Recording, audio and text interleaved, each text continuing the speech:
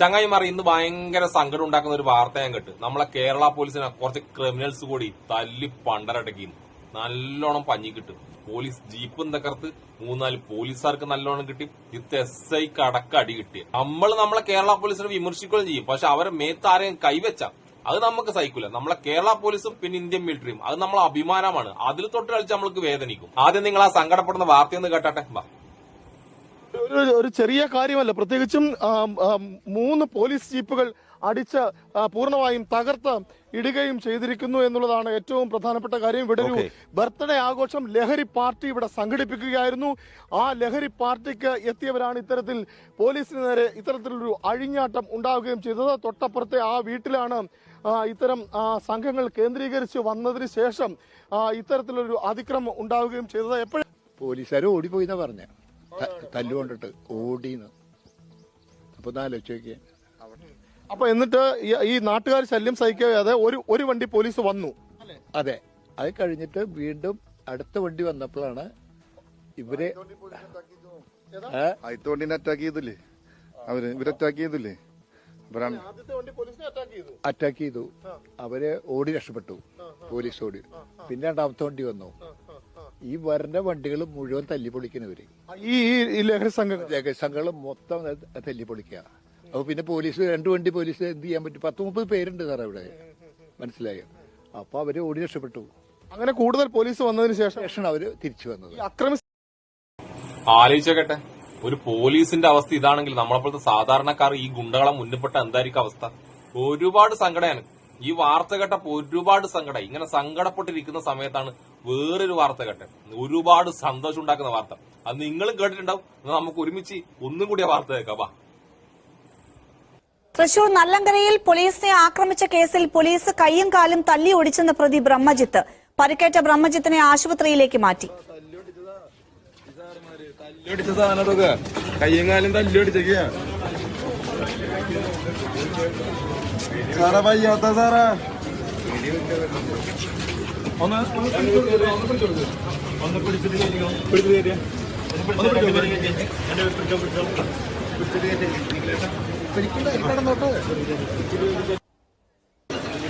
വിശദാംശങ്ങൾ നിഖിൽ ഡേവിസ് നൽകും. നിഖിൽ, എന്താണ് ബ്രഹ്മജിത്തിന്റെ ആരോപണം? മീട്ടു, ബ്രഹ്മജിത്ത് ഇരട്ട കൊലക്കേസിലെ പ്രതിയാണ്. ഇതുകൂടാതെ 7-8 കേസുകൾ വേറെയുണ്ട്. നാട്ടുകാർക്ക് ഏറെ ശല്യമായിട്ടുള്ള ഒരു ക്രിമിനലാണ്.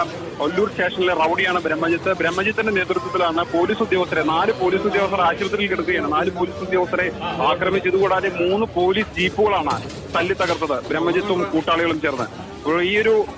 ഈ ഒരു സംഭവത്തിന് ശേഷം പോലീസ് ഇവരെ പിന്തുടർന്ന് പിടികൂടുന്നതിൽ നിലത്ത് വീണ് പരിക്കേറ്റു എന്നുള്ളതാണ് പോലീസ് ഔദ്യോഗികമായി പറയുന്നത്. പക്ഷേ ബ്രഹ്മജിത്ത് പറയുന്നു പിടികൂടിയ ശേഷം കൈകാലുകൾ തല്ലിയൊടിച്ചു എന്നുള്ളതാണ്. ബ്രഹ്മജിത്തിനെ ആശുപത്രിയിൽ നിന്ന് ജില്ലാ ആശുപത്രിയിൽ നിന്ന് മെഡിക്കൽ കോളേജ് ആശുപത്രിയിലേക്ക് മാറ്റി. മെഡിക്കൽ കോളേജ് ആശുപത്രിക്ക് മാറ്റാൻ കാരണം കൈകാലുകൾ ഒടിഞ്ഞതുകൊണ്ടാണ്. അപ്പോൾ അവിടെ കൂടി നിന്നിരുന്ന ആളുകളെല്ലാം തന്നെ ബ്രഹ്മജിത്ത് ഇങ്ങനെ പോലീസ് മർദ്ദിച്ചതാണെന്ന് പറയുമ്പോൾ പല രീതിയിലാണ്, അതായത് പോലീസിന് അനുകൂലമായാണ് അവിടെ കൂടി നിന്നിരുന്ന ആളുകളെല്ലാം തന്നെ പറയുന്നത്. കിട്ടണം, നല്ല കിട്ടൽ കിട്ടണം. നാട്ടുകാർ ഒന്നും പോലീസിനെതിരെ പറയാൻ പാടില്ല. അങ്ങനെ തന്നെ പറയണം. വീണിട്ട് പറ്റിയതാണ് തന്നെ നാട്ടുകാരും പറയണം. എല്ലാണ്ട് ഇവരൊന്നും നന്നാവൂല. ആദ്യത്തെ ആ സങ്കടം ഉണ്ടല്ല, ഈ വാർത്ത കേട്ടപ്പോ അങ്ങ് സമാധാനമായി സന്തോഷമായി. നമ്മളെ കേരള പോലീസിനെ ഓർത്തിട്ടുണ്ട അഭിമാനം തോന്നുന്നു. നമ്മൾ UPയിലും കർണാടകയിലും കണ്ടിട്ടുണ്ട്. പക്ഷെ അവിടെ ഒന്നും ഉണ്ടല്ല, മാധ്യമങ്ങൾ ഇവരെ വിമർശിക്കൂല. ഇതുപോലുള്ള ഗുണ്ടകളെ എന്തൊക്കെ ചെയ്തു കഴിഞ്ഞാല്. പക്ഷെ നമ്മളെ കേരളത്തിൽ എനിക്ക് എത്ര ഭീകരവാദിയാണെങ്കിലും ഇത് നമ്മളെ ഗോവിന്ദച്ചാമീനെ വരെ അടിച്ചു കഴിഞ്ഞാല് നമ്മളെ മാധ്യമങ്ങൾ പറയും അതെന്തിനാ അങ്ങനെ അടിച്ചിനി. പിന്നെ കുറെ മനുഷ്യാവകാശ പ്രവർത്തകരുണ്ട്. ഈ മാധ്യമങ്ങളും ഈ മനുഷ്യാവകാശ പ്രവർത്തകരും കൂടിയിട്ടാണ് നമ്മളെ പോലീസിന് ഇങ്ങനെ കൈവലം കിട്ടി വെച്ചിട്ടുള്ളത്. ഇതുപോലത്തെ ക്രിമിനൽസിനുണ്ടല്ലോ ഇതുപോലെ തന്നെ ചെയ്യണം. ഇട്ട് ഉറക്കണം, ഇങ്ങനെ മൂട്ടുപിടിച്ച് ഇങ്ങനെ നിലത്തിങ്ങനെ ഉറക്കണം. ഇനി കളിക്കാൻ പാടാന്ന് പറഞ്ഞിട്ട് എല്ലായിടത്തും ഇവര് നന്നാവൂലെന്ന്. അതും എമ്മാതിരി പ്രതിയാന്നറിയാൻ 2 കൊലക്കേസ്, കഞ്ചാവ് കേസ്, അങ്ങനെ ഒരുപാട് കേസ് ഉണ്ട്. ഇവനെ വെളുപ്പിക്കാൻ വരെ നമ്മളെ മാധ്യമങ്ങൾ എത്തും. നിങ്ങൾ നോക്കിക്കോ. ഇനി ഇവനെ പോലുള്ള ക്രിമിനൽസ് ഉണ്ടല്ലോ ഇതുപോലെ ഇങ്ങനെ പടർന്ന് പന്തലിക്കുന്നത് നമ്മളെ നിയമത്തിന്റെ പഴുതിലൂടെ തന്നെയാട്ടാ. അതെങ്ങനെയാ നിങ്ങൾ കേട്ടു നോക്കുക. കാരണം ബ്രഹ്മജിത്തിന്റെ ഒരു ക്രിമിനൽ പശ്ചാത്തലം, പോലീസിനെ ആക്രമിക്കുന്നത് സ്ഥിരം ശൈലിയാണ് ബ്രഹ്മജിത്ത്. അതുകൊണ്ട് തന്നെ ബ്രഹ്മജിത്ത് നാട്ടുകാർക്കൊരു ശല്യമായതുകൊണ്ട് തന്നെ കാപ്പ ചുമത്തി നേരത്തെ അവിടെ നിന്ന് മാറ്റിയിരുന്നു. പക്ഷേ കാപ്പ ഉപദേശക സമിതി ബ്രഹ്മജിത്തിന് 3 മാസം കഴിഞ്ഞപ്പോൾ ജാമ്യം അനുവദിക്കുകയായിരുന്നു. അങ്ങനെയാണ് പുറത്തിറങ്ങിയത്. ഇപ്പോൾ ഏറ്റവും അവസാനം മണ്ണുത്തി സ്റ്റേഷനിൽ SIനെ കഞ്ചാവ് ലഹരിയിൽ ആക്രമിച്ചതിനായിരുന്നു ഏറ്റവും അവസാനം കേസെടുത്തത്. ആ കേസിന് ശേഷമാണ് കാപ്പ ചുമത്തി ബ്രഹ്മജിത്തിനെ കണ്ണൂർ ജയിലിലേക്ക് മാറ്റിയത്. ഇതിനിടയിലാണ് പോലീസാണ് പരാതിക്കാരൻ എന്നുള്ളത് കൊണ്ട് കാപ്പ കേസ് നിലനിൽക്കില്ല എന്ന് പറഞ്ഞ് കാപ്പ ഉപദേശക സമിതി 3 മാസം കഴിഞ്ഞപ്പോൾ ജാമ്യം കൊടുക്കുകയായിരുന്നു. നിലവിൽ 1 വർഷം വരെ ബ്രഹ്മജിത്തിനെ തടവിൽ സൂക്ഷിക്കാൻ നിലവിലെ നിയമം അനുശാസിക്കുന്നുണ്ട്. പക്ഷേ ഈ ഒരു അപ്പീൽ പരിഗണിച്ചുകൊണ്ട് 3 മാസം കഴിഞ്ഞപ്പോൾ കാപ്പ ഉപദേശക സമിതി ബ്രഹ്മജിത്തിനെ ജാമ്യം അനുവദിക്കുകയായിരുന്നു. ഈ ബ്രഹ്മജിത്ത് നേരത്തെ ഒല്ലൂർ സ്റ്റേഷനിലെ റൌഡിയാണ്. കൂടെ ഉണ്ടായിരുന്ന 2 പേർ സഹോദരങ്ങൾ അവരുടെ ബർത്ത്ഡേ പാർട്ടിക്ക് വേണ്ടി നല്ലങ്കരയിൽ വന്ന സമയത്താണ് അവിടെ അടിപിടി ഉണ്ടാകുകയും അവിടെ ഈ സഹോദരങ്ങളുടെ അമ്മ പോലീസിനെ വിളിച്ചറിയിച്ചതിന്റെ അടിസ്ഥാനത്തിൽ കാപ്പ ഉപദേശക സമിതി ഇവനെ വെറുതെ വിട്ടുപോലും. കാപ്പ ഉപദേശക സമിതിയല്ല, കാപ്പ ഊമ്പിയ സമിതി. അതും ഇതിനു മുന്നേ പോലീസിനെ ആക്രമിച്ചിട്ട് വരെ കാപ്പ ഊമ്പിയ സമിതിക്ക് കുഴപ്പമില്ല. ഈ ഊമ്പിയ സമിതിക്കാണ് അടിയിട്ടത്. നമ്മളല്ല ഇവിടെ കിടന്നിട്ട് ഈ പാവം പോലീസുകാരെയല്ലേ കുറ്റം പറഞ്ഞു. ഇങ്ങനെ കുറെ ഉപദേശക സമിതികൾ ഊമ്പിച്ച് വെച്ചിട്ടുണ്ട്.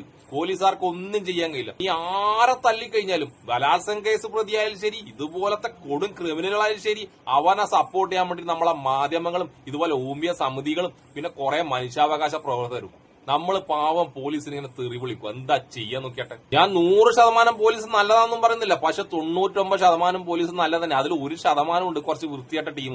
അവര് ചെയ്യുന്ന തെറ്റ് ഭയങ്കരമായിട്ട് പർവ്വതീകരിച്ച് കാണിച്ചിട്ട് പോലീസിനെ മൊത്തം മോശാക്കുന്നത് നമ്മൾ എടുത്ത മാധ്യമങ്ങൾ തന്നെയാണ്. ഇനി എന്ത് വന്നാലും ശരി, ഞാൻ ഈ കാര്യത്തിൽ പോലീസിന്റെ കൂടെയാണ്, കേരള പോലീസിന്റെ കൂടെ കൊടുക്കണം. ഇമാതിരി കൊടുക്കലിനെ കൊടുക്കണം. എല്ലാണ്ടും നന്നാവുന്നില്ല. അടി കൊടുക്കുന്ന പേടിയുണ്ടല്ല, ലോകത്ത് വേറെ ഒരു സാധനം കൊടുക്കൂല. അടി എനിക്ക് കിട്ടും തോന്നി തുടങ്ങിയാൽ, നല്ല വേദനയുള്ള അടി തന്നെയാന്ന് കിട്ടും തോന്നി തുടങ്ങി കഴിഞ്ഞാൽ ഏത് ക്രിമിനലും നന്നാവും. ഇനിയിപ്പോ നിങ്ങൾ പറഞ്ഞല്ല, കഞ്ചാവ് കേസായാലും ശരി, മയക്കുമരുന്ന് കേസായാലും ശരി, അങ്ങനെയുള്ള പ്രതികളെ നല്ല അടി കൊടുക്കണം. നിങ്ങളെന്താ 2-3 ദിവസം കഴിഞ്ഞ് ജാമ്യം കൊടുക്കല്ല വേണ്ടേ? ആ 3 ദിവസത്തിനുള്ളിലുണ്ടല്ലോ അടി കൊടുത്ത് പണ്ടറെടുക്കണം. 3 ദിവസം കഴിഞ്ഞ് പുറത്തിറങ്ങി കഴിഞ്ഞാൽ ജീവിതത്തിൽ ആ പണിയൊന്നും എടുക്കാൻ പാടില്ല. ആ അടിന്റെ വേദന ഓന്റെ മനസ്സിലുണ്ടാവണം. അതിനുള്ള നമ്മളെ കേരള പോലീസിന് കുറച്ചൊരു സാധനം കൊടുക്കണം. ഭയങ്കര സന്തോഷം. ആ കൂട്ടത്തിലുള്ള എല്ലാവരും കാലും കൈയും തലയും എല്ലാം പൊളിയണം. ഓനെല്ലാം ഉണ്ടംപൊരി വരെ പൊളിയണം. അങ്ങനെ വെച്ചേക്കാൻ പാടില്ല. അതാണ് എന്റെ അഭിപ്രായം. പിന്നെ എല്ലാവർക്കും എന്റെ സുനാൻ.